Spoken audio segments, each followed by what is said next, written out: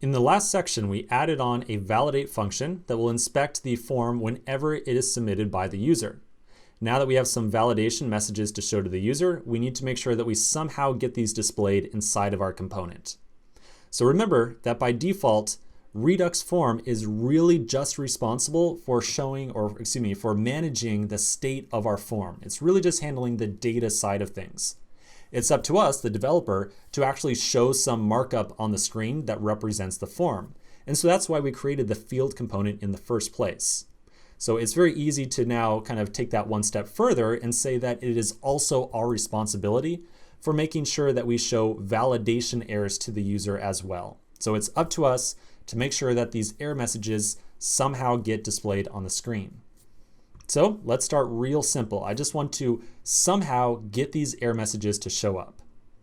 To do so, we can reference the field object that is passed to the render field function.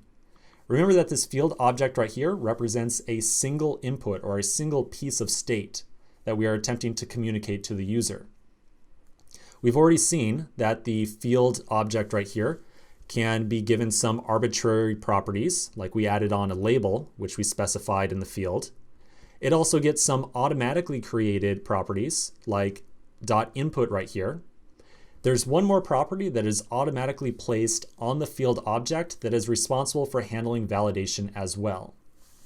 To get this error message to show up, I'm going to place my curly braces, and then we will reference field.meta.err, like so. This meta.err property is automatically added to that field object from our validate function. So this is why I spent so much time in the last section talking about exactly what this errors object was doing. I know some of you are thinking, God, he spent so long on that, but really it was for a very good reason. Remember that we specified, or we added some properties to this errors object right here, like errors.title, categories, and content. I didn't pick these names out at random. These were very specific property names that I chose.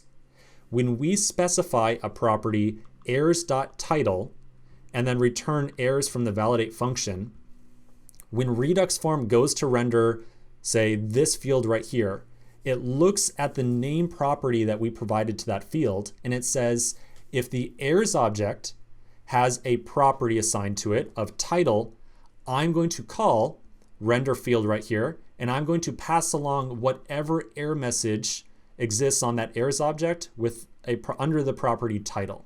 So really this name right here of title is what connects to our validate function, to the title that is right here.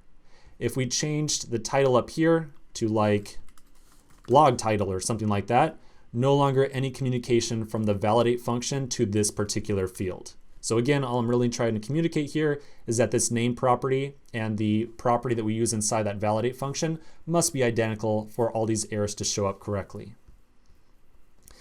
So because those two properties were identically named, the field object automatically gets this field.meta.err message right here. And this error right here is going to be the exact same string that we assigned inside of the validate function, which is enter a title.